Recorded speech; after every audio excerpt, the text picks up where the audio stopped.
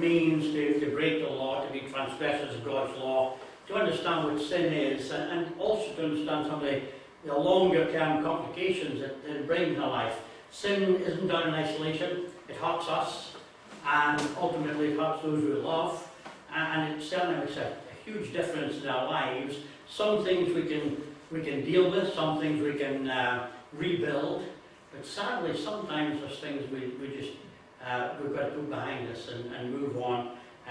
We can't change the past, we can only change the future. But if we don't recognise what sin is, we don't recognise the power of sin, then we'll end up in a situation where we'll take for granted and we'll be more easily fall prey for it in the future. The Amplified Bible, as I said last week, everyone who commits or practices sin is guilty of lawlessness, for that which what sin is, lawlessness, the breaking, violating of God's law by transgression or neglect, being unrestrained and unregulated by his commands and his will. Basically, we don't care what God says, I'm going to do my thing, irrespective. And I don't care who it hurts sometimes. That's sometimes the attitude we have, and we end up in a big mess because of it. So this passage is teaching us that sin is a personal refusal to allow God to govern our lives and challenge us to be the best that we can be. And we're the losers at the end of the day. We're the losers at the end of the day. Sin always debilitates. Frank, ages ago, or many years ago, talked about an eagle that had fallen to the ground and broken its wing. And it was fixed up. People helped it and put the wing back together again, split it, and took time to take care of the eagle. But the reality was that from that time on, the eagle never flew quite as high again. And we can do that with sin. Sin in our lives, we can patch it up, we can cover it over, we can do all sorts of things to polish it up. But we'll have lost something in the process that we'll never, ever get back again. And we'll lose that potential that we ought to have had to be that what we could be. This text implies that a divine will or a standard against which all things are measured. And that really needs to be seen even when David was out with Bathsheba, went adultery with Bathsheba, and ultimately killing her husband so he could get on with what he wanted to do. When he was faced up with that sin, he ultimately said, "It's against you, God, that I've sinned." And ultimately, that's what it goes back to. God made us for better things. God expected better of us. And so when we let ourselves down, when we let those around us down, and those we love down, ultimately we're letting God down. And that hurts. You know, it hurts whatever way. David paid the consequence for his actions, ultimately, by losing Yes, there was the son. Yeah, lost the son. And there was other consequences as well. But this is very true. It's something you can't say enough, that there are consequences. And we may close our eyes to them, we may think, oh, that'll never happen to me, you know, and all that type of stuff. But at the end of the day, it has an impact. It's like throwing a pebble into the lake, okay? You don't see how far the ripples ultimately will go, but they're rippling all the same, okay? And that's the problem. So it's not very problem in the age of our age of do your own thing. Don't tell me what to do. If you feel like it, do it. Freedom without restraint. That's what people want. They want freedom. What they're talking about really is anarchy. I want to do what I want to do. And I don't care. They don't say that, but that's what it really ultimately means. I don't care who I hurt in the process. People who are on their way up in the business line, they don't care who they stand on the way up, but they should care. Because they may meet them when they're on the way back down again. Okay? If you stand all over people on the way up, and then you're on the way back, what are they going to do? They're going to take the opportunity to stick a boot in as much as they can on the way back down. And that's the reality of life. We don't always go up. We sometimes end up going back down again. And so freedom sounds like a good thing. I want to be free to do. You put a child in a sweet shop and leave them alone. They are in their dream environment. Okay? But then when you're carrying them out vomiting because they've eaten too much sweets, it's a different ballgame, all right? The freedom carries consequences, and it's really difficult. The best thing we can do is to have freedom within constraints. To understand how much of our freedom is not license, but it's an area where we can be free. You take children and put them in a garden with a fence and a gate, and you said to them, look, you can play as much as you like in here, just don't go out the gate because there's a busy road on the other side, okay? Now you're restricting their freedom. You know, that's not unfair. You telling them they must stay in that garden. No, you're not restricting your freedom. You're giving them freedom. They can do what they like within the confines because they're safe in the garden. But outside the garden, it's a different ballgame. So you're restricting them from getting into danger and it's protecting them for their own good. Now, how many children actually understand that? How many parents say, this is for your own good? The child goes, yeah, we know. That's not really true, is it? All right.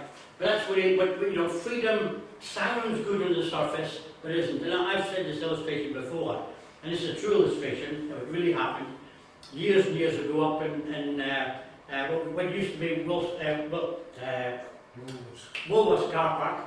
You know, the car, which now, not Netto, which is the new one, Home Base. In the car park up there in front of Farm Foods. We were walking through the car park, and this guy actually had a stick on the back of his Mini. And it says, if you feel like it, do it. And I said to my wife, if I had a knife, I would puncture all these tires, and then wait till they come back. Yeah. And then when he said, what have you done? What have you done? I said, I felt like it, so I did it. You know, would you agree with that philosophy? It sounds good. It sounds good. But in real terms, you just can't live in it. There's got to be limits. A lot of people justify it by saying they live once as well. They live once. Well, this is true. Yeah. By that as well, don't they? And the thing is, they want to do certain things, but if other people did the same things back at them, they wouldn't be very happy at all. So it's a one-way thing. It's a very short-term thinking thing. Okay. Very self-centered, isn't it? I can do what I like, but you better not do what you like because that hurt me. Okay? So sin is breaking of vanity and going away from God's law. It's obvious. It's not an inherited thing. We talked about that before. A child isn't born totally inherently depraved, as the Roman Catholic Catechism says. The Church of England prayer book says totally depraved. It leaves out the inherently, but it's the same idea. That a lot of people think we're guilty of the sin of Adam and we've suffered the consequences of that sin in a real way. So when a child is born in sin. But no, when you sin, it's a personal choice. It's what you do, and it's only when you do it and you know you're doing it that God says you need to sort that out. Okay, that's not the way to go. So it's a personal thing. We're personally responsible for what we do. We come to that point in our lives when we do what we want to do, is irrespective of God's advice or God's advice twice. Okay, take a note of that. Okay.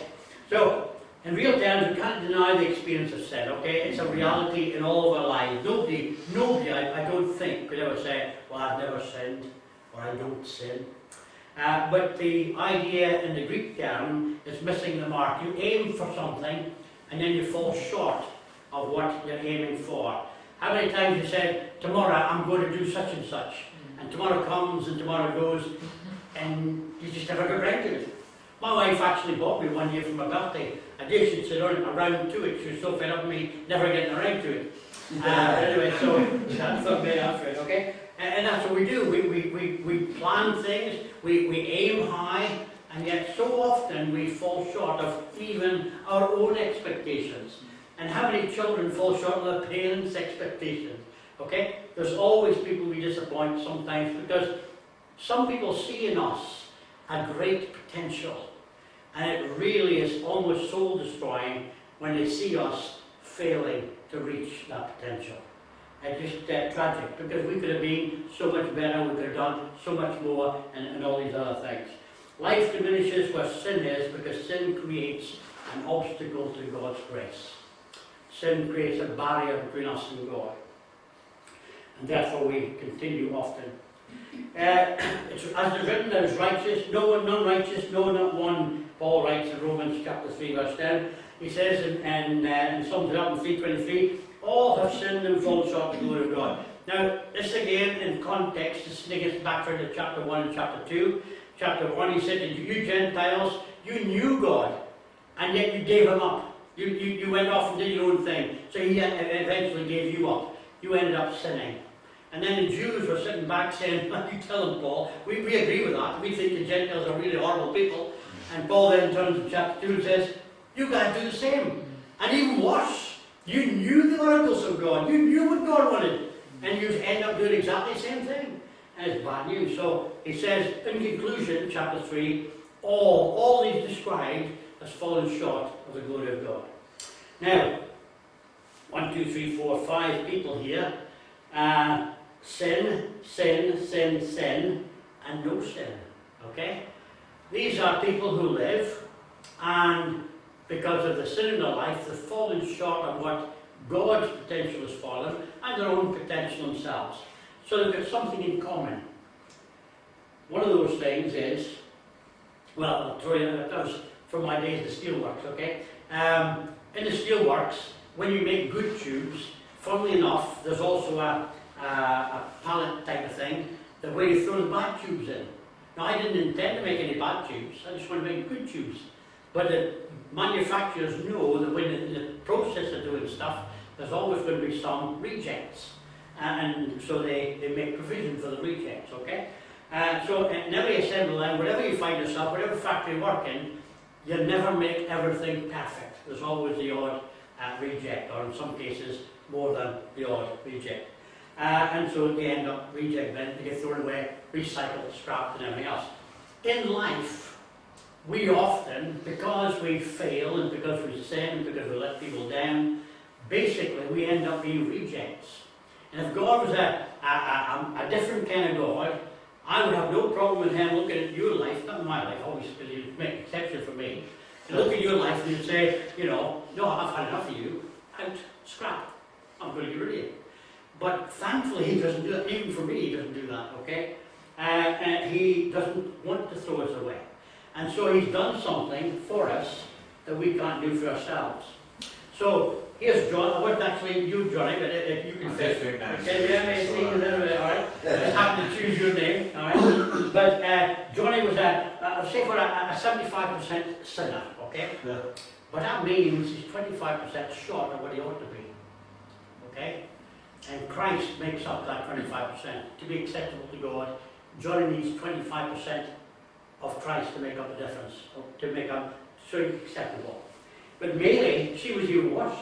Goodness gracious, she was about 45%, and she needed even more of Jesus to make up her lack before God. She'd fallen short of the glory of God. And here's Fred, he's a real toe-rag Fred, 35%, 30%. Here's Fred, he needed Jesus to make up the difference, okay?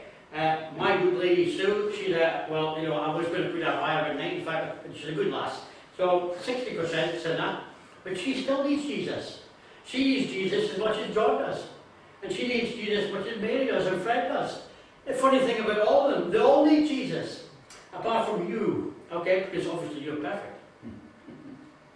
Or are you? Okay? You fill in your own perfection, or your own, what you are before God. But whatever you are before God, I can guarantee you won't be perfect. Alright? And it's because we're not perfect, it's because we fail, because we're almost rejects, you could say, as far as God's standard of letting people into heaven is concerned, that we all need Jesus. Now, if you're perfect, you don't need Jesus. The Pharisees and the Sadducees come along to Jesus and say, why do you spend so much time with sinners? He said, well, they need you, they need me. The perfect don't. If you think you're perfect, you won't see the need of me. But these people recognize their need, and I'm here to meet their need. And that's a real interesting concept. Before, you know, if you're in addiction, before people can really help you, what are you going to do? You're going to recognize you need help. Alright? Before we allow God to let Jesus into our lives, we need to recognize we need Him. And if we don't think we need Him, if we are Mr. Perfect or Mrs. Perfect, then we don't need Jesus. We're not going to see the need of Jesus. And therefore, Jesus can do nothing for us. Until we recognize our need, then Jesus can't make up that difference between what we are and what we need. But that's the reality. Whoever you are, there is a tendency in human nature to look down on one another. I'm not as bad as, remember the old, what was it, that program, well, the guy with the funny walks, drunk police, and there was another guy, and they're all different heights. And he looked down at him because he looked down at him because he looked down at him. And that's what we do. My sin is not as bad as your sin. My need of God is not as bad as your need of God. And we tend to look at each other and judge each other on this kind of self-awareness scale. God's not looking at that scale. He sees whether you're a big sinner or a little sinner, he just sees a sin. And when he sees a sin, he realizes we need help. We need Jesus. And so God's not looking at the state or the accumulation of my sin or your sin. He's just looking at the principle of sin and recognizes whoever you are, you fall short. And therefore you need Jesus to make up a difference. And Jesus' blood is what makes up the difference in our life. We all need the blood sacrifice of Jesus to take away our sin. Why the blood sacrifice of Jesus? Because that's God's terms. God could have said, I want you to climb Mount Kilimanjaro and I will accept you as one of my children. He could have said, I want you to swim the English Channel and I will accept you as one of my children. Well done, Kilimanjaro. Well done. Oh, Yeah. No, but you all right then? Oh, wait. Okay. But in reality, none of that, none of those big things would make us acceptable to God. Because all through the Old Testament he highlighted the impact of sin, the consequence of sin in blood sacrifice.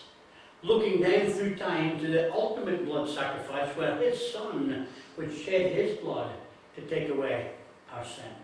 And God says, that's the thing. That is what will cleanse you, as far as I'm concerned. That's my acceptance thing, if you like. You need to accept the blood, because that's the only thing that I'm going to accept.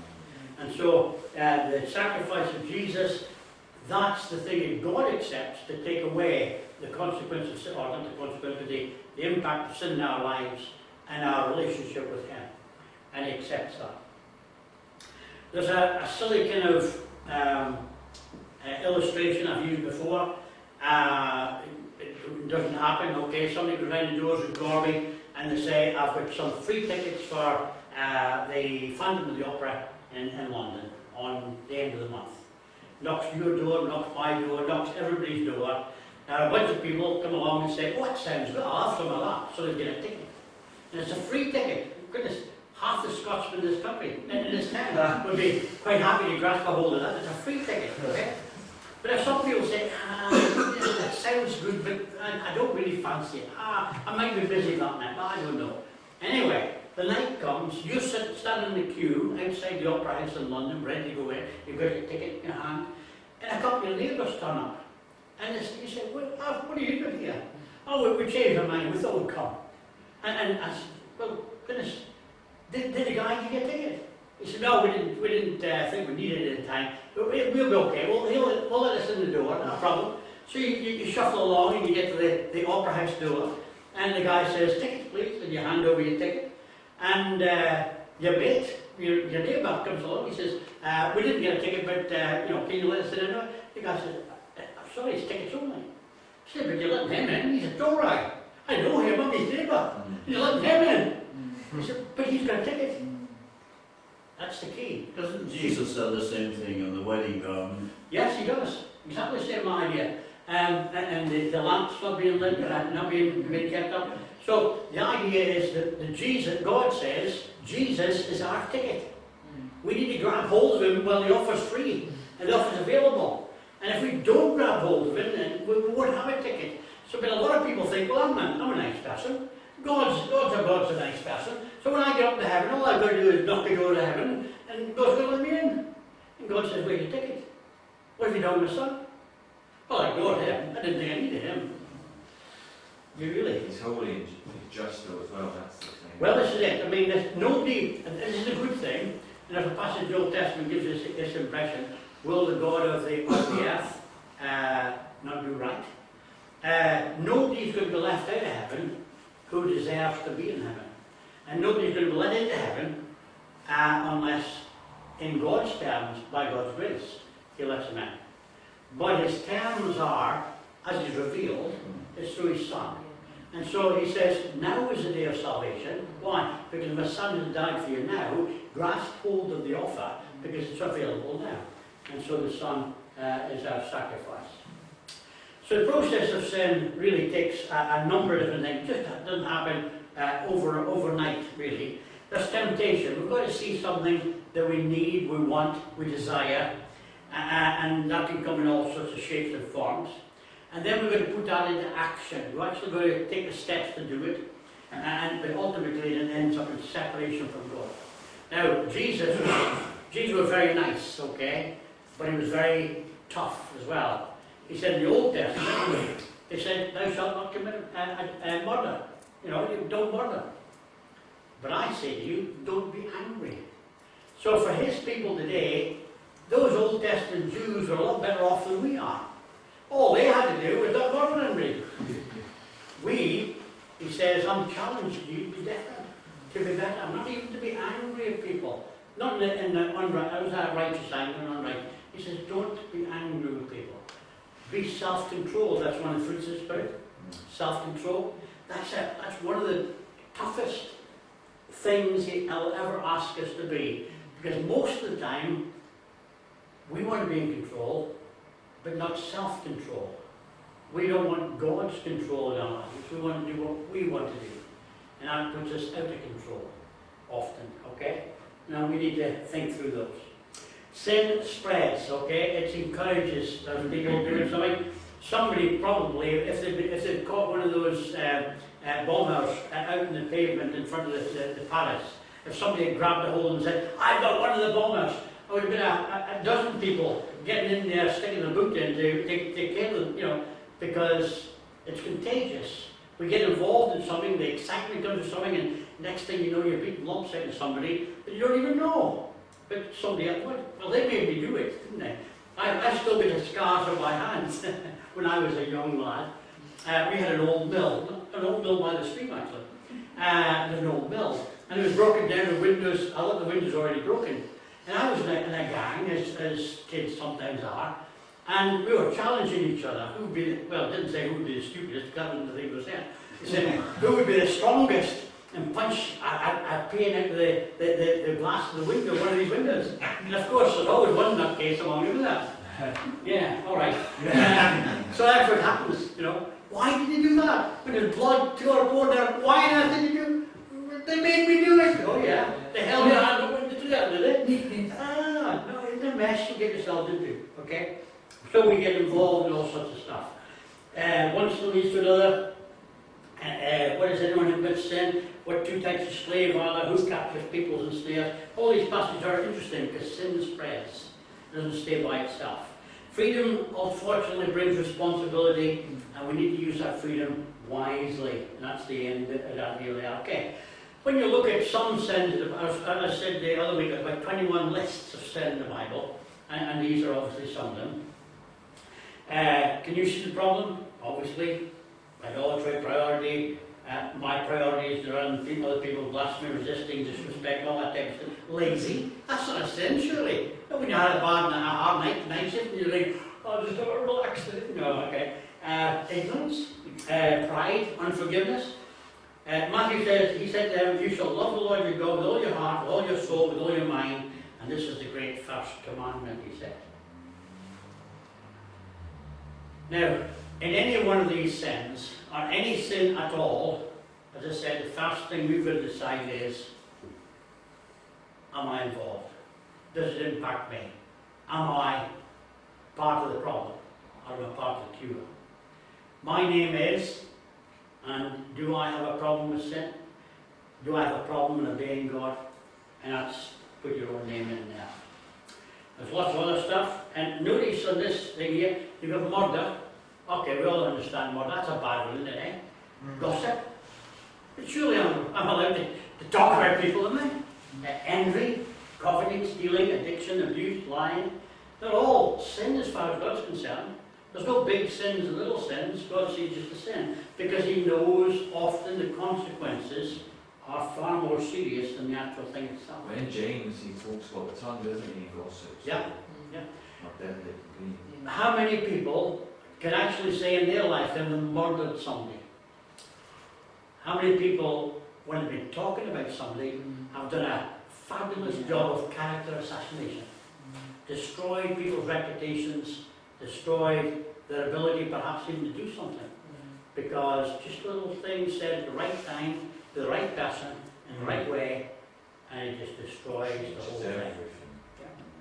Okay? Second, love your neighbour as yourself. Can you see the problem? Here's Jesus. Can you see Jesus? Can you see Jesus because of all the sin that blocks out between you and him? It's one of those things. Sin tends to block our understanding, it lowers our expectations of ourselves, it lowers our expectations of other people, and we fail to see Jesus. We can't see Jesus through the fog of sin that we're working through in our lives sometimes. That's why people, you talk to somebody out here and say, do you know anything about Jesus? I don't want to know about Jesus. I'm too busy making money. I don't want to know about Jesus. I'm too busy doing this, that, and the next thing. I don't have time for Jesus. I don't have time to see Jesus because there's all these other things that are getting in my way. And that's the reality. Image of Christ is skewed by our trash, our garbage and stuff. Sin makes it hard for us to see Christ. And sins are like ugly graffiti on the work of art that is God's love for each one of us. We don't see the love of God because sin is too much in our eyes. Can you see the Saviour? Can you see the love of God? That's what Jesus did for us because of all these things. We need to learn how to overcome sin, and these be fought at the temptation stage. Temptation itself is not a sin. It's one of those things. Everybody can be tempted. But at the time of testing, when we pass or fail, it's an opportunity to put our faithfulness to the test. So when we succumb to the temptation. We need to follow the example of Jesus, let him know what the scriptures say, and apply them at every opportunity. Jesus was tempted like we are, yet he never yielded to the temptation, it says. Hebrews 4, verse 15 to 16 says, therefore, since we have such a great high priest, Jesus, who has gone through the heavens, Jesus the Son of God, let us hold firmly to the faith that we profess. Graham. Yeah. Augustine said, I can't stop the birds flying around my head, Yes. but I can stop them Nesting in my hair. hair. Very good. That's difficult with you. Mind you, dogs don't need a lot. See why I shaved it off, you see. That's so your sermons bounce off the top of it. But we don't have our patients are able to sympathise with our weaknesses, but we have one who has been tempted in every way, just as we are, yet without sin. Jesus didn't succumb to sin.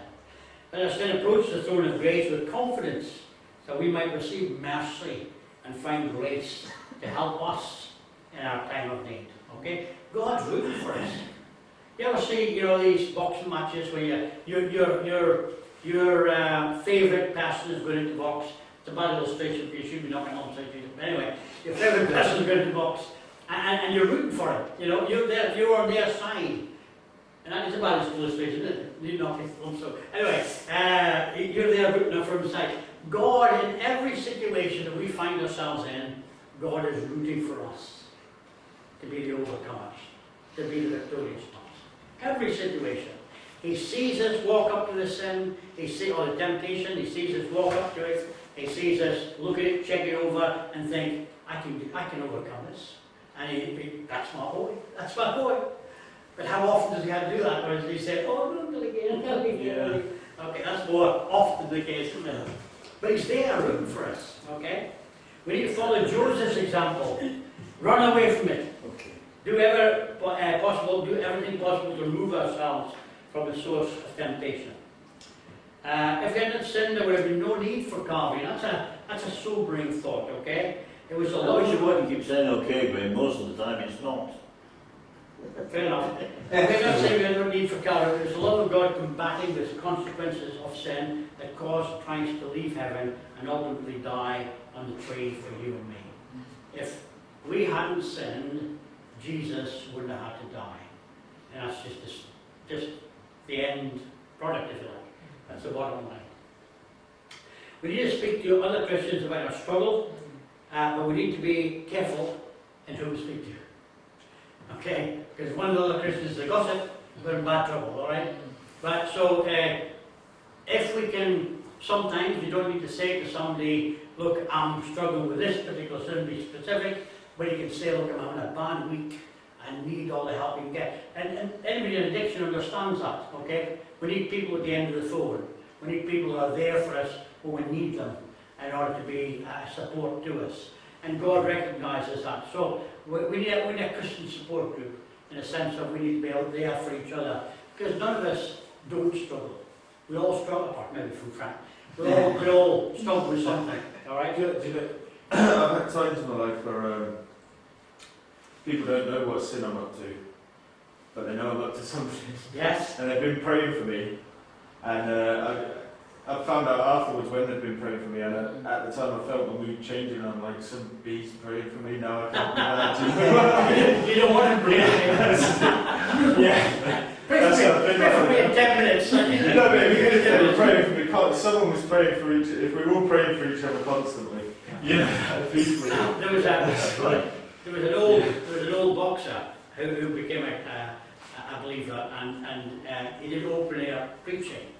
And one particular time, he was in this open air preaching, and some of his old mates turned up and were really giving him a really hard time. So he stopped preaching and said, God, give me 5 minutes.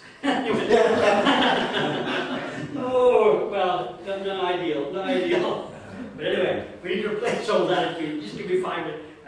Desire the new ones. And that's the key, okay? Jesus used an illustration of a demon being thrown into somebody's life, and because God didn't put anything back into his life to replace, there was a gap. And so a bunch of others come along and go, oh, and I hope you got more than he started off with. Any old habit, you need to put something new in its place. You need to change your routine, you need to change your way of thinking, what you're doing, in order to keep your hands and your mind occupied. I remember Terry, when he was giving up smoking, he was going around with a set of keys, what do you Terry? What do you have to do in jangling these keys? He says, if I don't, I'll get a fag. So you've got to do something with your hands. You've got to do something to change your habits.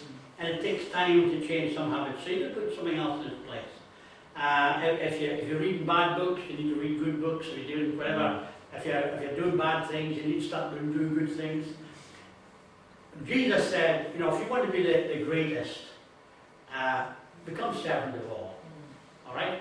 Sometimes when we're caught up in sin, it's mainly because it's me. Everything revolves around me. And Jesus challenges us and says, get out of your own zone and get into other people's lives. Now there's nothing worse than a paper cut, isn't there? Nothing worse. And then you go to hospital and say, God, we only have one leg. And then suddenly you realise that paper cut maybe isn't as bad as I thought it was. Okay? And then the guy with one leg, he begins to feel sorry for himself, and he goes into the next thing, there's a guy with 2 legs missing. Yeah. How does he feel? Sometimes we need to recognise that no matter how bad we feel, no matter how badly we feel done to, I'll tell you one thing, in real terms, we are in the top 3% of the richest people in the world. I don't care how poor you are in Britain. Yeah. We are in the top 3% of the richest people in the world. And that's, we take that for granted. We very seldom think about it. We sometimes think of what things we haven't got, the things we like. I mean, I'm fortunate, okay? Birthday times come round, and my wife says to me, what do you want? And I say, nothing. I've got everything I need. What do I need? She uses the term, what do you want? Because quite often, you can't think of a lot of things you want. But when you think about it, you really need them. And that's a different thing. There's a different thing about needs and wants. And sadly, if we're focused on ourselves, quite often, that's our main concern. What do I want? Not what do I need? And that's where we then begin to feel sorry for ourselves, or we feel that we're being hard done by, or we feel that so many other people have got it better than us. McDonald's made a big mistake. They moved into China, they moved into Russia, and moved into China. China was the worst. Because in China, most people subsist on about 4 meals of rice per day. For years they've done that. And if you've ever had the kind of rice they have, it's not a lot of flavour to it. But then you suddenly open a McDonald's, and people start chomping and stuff, it's got lots of different, they may not be good for you, but lots of different flavours. And suddenly, that bowl of rice takes on a different meaning. It doesn't feel quite as good as it was yesterday. And 4 bowls of rice is no longer able to satisfy. And TVs are going into lots of countries, and Coke adverts are bombarding. You know, never mind your water that you haven't got. What you need is our Coke. And suddenly, their expectations change. And then the whole, they can't. It's difficult to satisfy people. When you look at the people who have lots of stuff, and then you look at your own life and think, I don't have that. And then there's this, ooh, I wish I had that.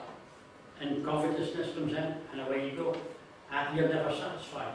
But the thing is, you talk to the millionaires in this world, I'll tell you another, they're never satisfied either.